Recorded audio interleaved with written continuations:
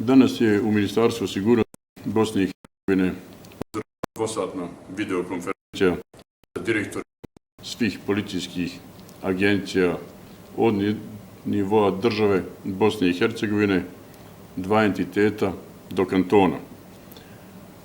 Danas sam im u ime Ministarstva sigurnosti Bosne i Hercegovine čestitao na izvanrednom poslu koji su sve naše policije, počev od granične do kantonalnih, uradile u tome da naša medicinska struka, pa i naši krizni štabovi dobiju vrijeme da se konsolidiraju, da nabave još više i bolje opreme i u svom segmentu odgovore na krizu koja sada iz bezbjednosnog prelazi na zdravstveni sektor.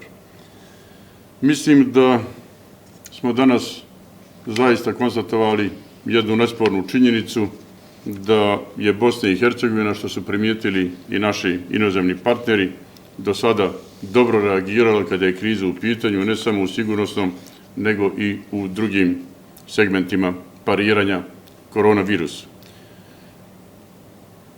Poseban akcenat današnje videokonferencije je bio kako da virus ne uđe u naše policijske institucije i policijske stanice i šta će se raditi ukoliko se to dogodi. Dogovoreni su praktični scenariji kako će određeni timovi, ukoliko virus uđe među policajce, preuzeti poslove drugih i kako će se pojedini objekti mijenjati alternativnim.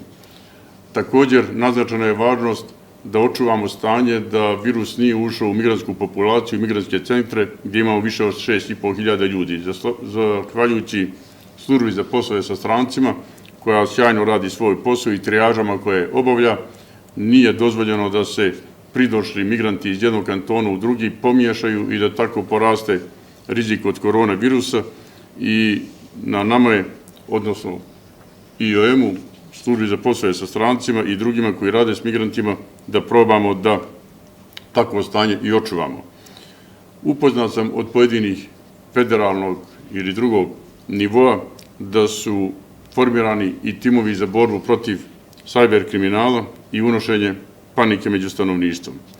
Također, napravljeni su na državnom nivou i timovi za borbu protiv farmaceutskog kriminala i tu nam pomaže i Interpol. Vjerujem da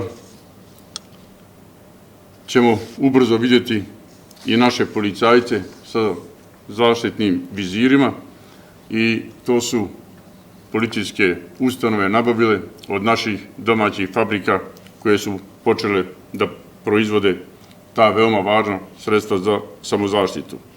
Mislim da u cijeloj situaciji treba napomenuti da je primjećen trend pada krivičnih djela i saobraćajnih udesa, što je normalno, i ovom prilikom je konstatirano da će sve policijske strukture i dalje biti maksimalno odgovorne na svom veoma važnom poslu, da natjeramo ljude koji ne žele da poštuju odluke kriznih štabova, da to čine i da budu procesuirani.